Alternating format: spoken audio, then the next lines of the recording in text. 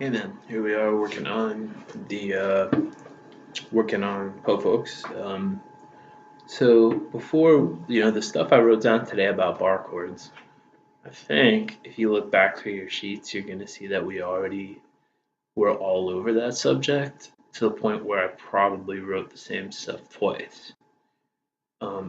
Because I remember us talking about you had a song with a major 7 chord, and then we just introduced all the shapes that you remembered pretty quickly when I started prompting you during the lesson today. So see if you don't actually know all that shit already, including the 7th chord versions. Look back, find that page, see what's up, and accordingly, aside from saying you're a human capo, just playing E minor, and then moving that same E major shape down turns into a minor chord, just like going in first position. And then we've got the pin the balls A1. Also, when we're playing the A minor, A major, any of those, you want to barely make contact with the 6th string with your fingertip. That's how we get to being able to full on strum there without having happen. So you're going click.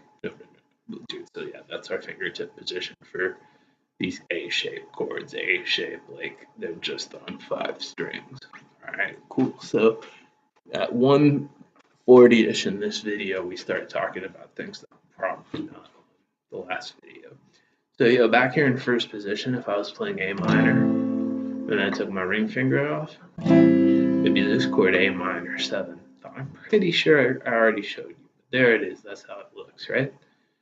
And here's us up at the 11th fret, or excuse me, between the 9th and 11th fret, making that same shape. Going, if you want, you can just go the minor shape, then take my pinky off.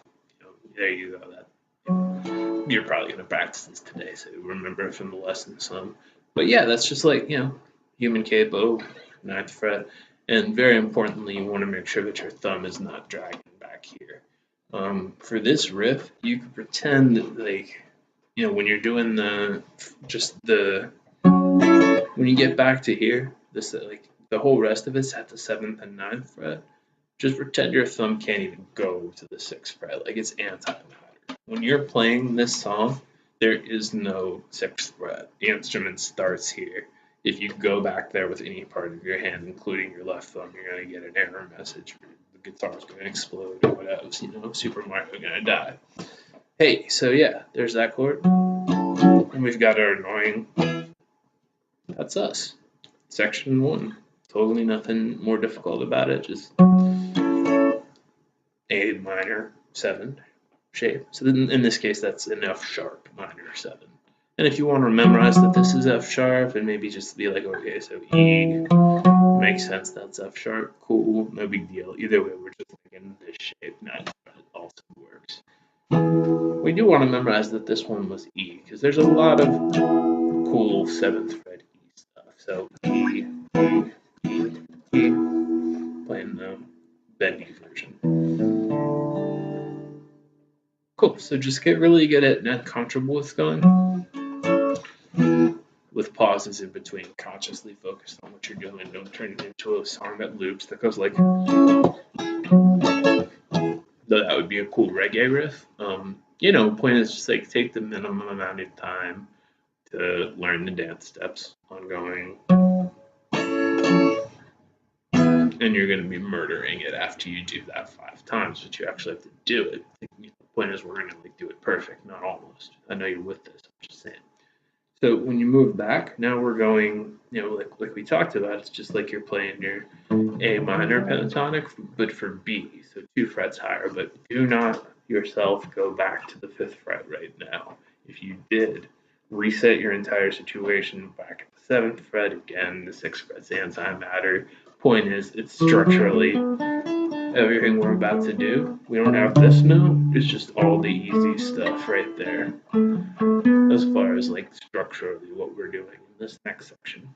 So we go, I'm on the, and no seesaw, which was a function of either that we weren't supposed to do that, and or B, your thumb being trailing back causes that.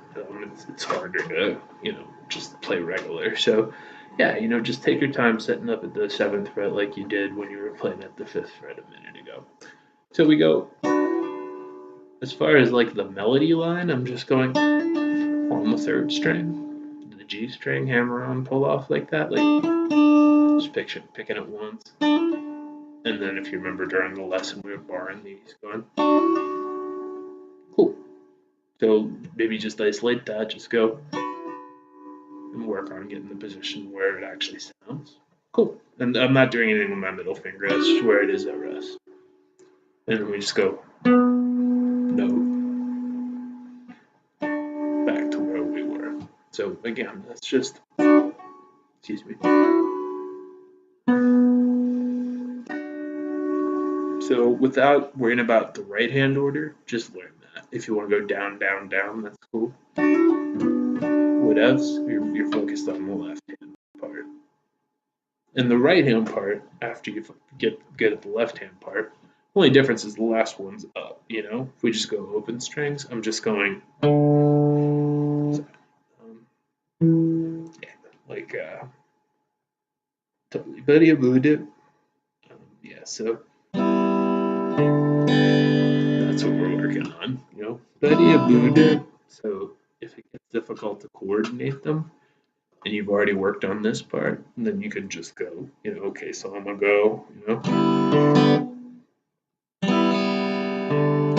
But either way, it's totally just however we look at it. Cool. So that gets us to, and then we get a nice little pause where you're gonna hop up 1, 2 string groupings, 1, 2, 3 string groupings to the 5th, 4th, and 3rd. So that's where we talked about how you have to sort of bend the wrong way at this finger to get in good position to just land on one string with your ring finger. But yeah, the melody part is just like,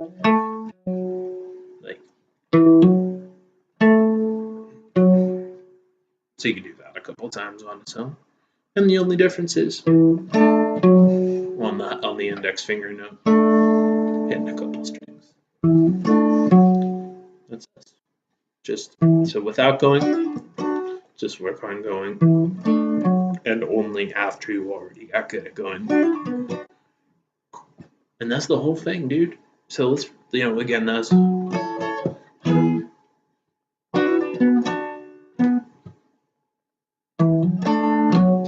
so yeah, absolutely make that into little sections, work on all of them individually. When you have done that, and only then do the whole thing.